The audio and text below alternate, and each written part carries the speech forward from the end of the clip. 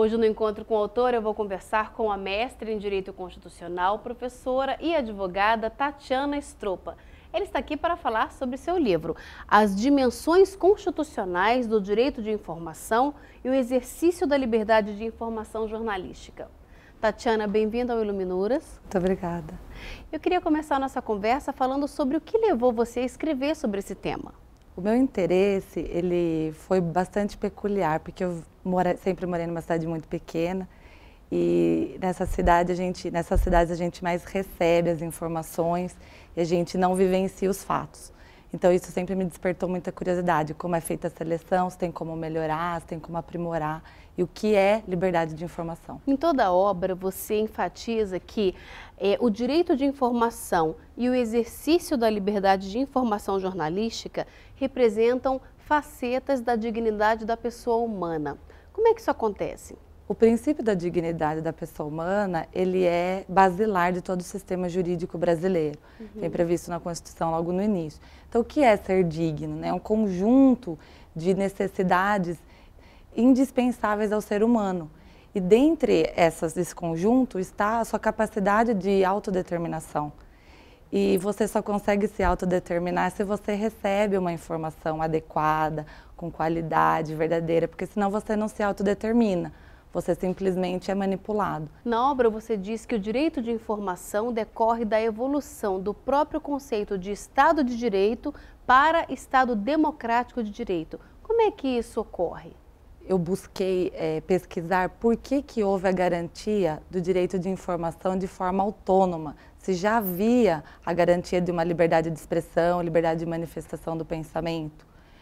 E aí eu pude perceber que houve essa garantia autônoma e por isso essa evolução do Estado de Direito, que quando nós falamos em direito de informação, eu estou garantindo um tríplice de direitos. Eu estou garantindo o direito de informar, o direito de ser informado, o direito de ser informado. E ele visa, na verdade, dar mais prioridade à liberdade do receptor da informação. Então eu dou uma primazia à liberdade de receber a informação, a liberdade de se informar, do que a liberdade de informar, que já vinha garantida e já vem garantida pela própria liberdade de manifestação do pensamento, que é mais vinculada, uma característica mais vinculada ao Estado de Direito, que busca a não intervenção do Estado. E o Estado democrático de direito visa a participação do povo.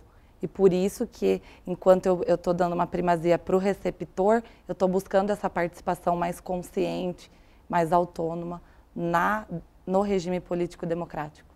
E Tatiana, na sua opinião, qual deve ser o limite da intervenção estatal no que deve ou não ser veiculado pelos meios de comunicação de massa?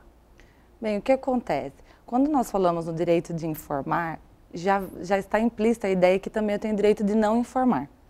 E aí eu tenho a liberdade editorial versus essa prerrogativa de não informar e no outro lado eu tenho o dever do público de ser bem e corretamente informado. Num primeiro momento, a ingerência do Estado ela é negativa, ou seja, o Estado deve se abster. Eu tenho que dar liberdade editorial e o próprio conjunto, a própria diversidade que nós temos dos meios de comunicação propiciará esse fluxo informativo. Então, no primeiro momento, o Estado não deve atuar dessa maneira. Mas o que vem acontecendo? Esse livre fluxo de ideias não permitiu a diversidade e nem todas as vozes têm acesso aos meios de comunicação. Então, eu acho que o Estado deve atuar, sim, positivamente, impedindo monopólios e oligopólios, fomentando grupos de minoria social, minoria qualitativa, como os grupos que não têm expressão. Eu acho que deveria haver imposição de divulgação dos fomentadores dos meios de comunicação, da publicidade. Acho que os financiadores das publicidades, principalmente dos órgãos impressos, deveriam constar quem são. Então, acho que na própria verificação do cumprimento do artigo 221 da Constituição, que estabelece que deve ser dada preferência a materiais informativos, educacionais. Então, eu acho que deveria ter, sim, essa verificação da qualidade, não do conteúdo, não interferência na liberdade editorial, mas tendo em vista que o serviço é um serviço de caráter público, a liberdade editorial ela tem que ser pautada pelo cumprimento disso. e o Estado deveria atuar com o Conselho de Comunicação Social, verificando essas diretrizes e até não renovando as concessões e não renovando as permissões quando o meio de comunicação não cumpre devidamente isso. Agora, falando mais especificamente sobre a questão das notícias dos meios de comunicação de massa, elas têm que sempre ser verdadeiras, não é? Então, primeiramente, precisa ser feita uma diferença entre notícia e crítica.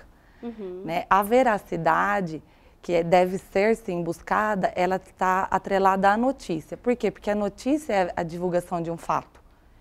Então, eu preciso procurar passar essa notícia com veracidade. Eu preciso formar a opinião, né? Que informar já é dar forma aos fatos de maneira veraz, porque eu preciso primar pelo público que está sendo informado.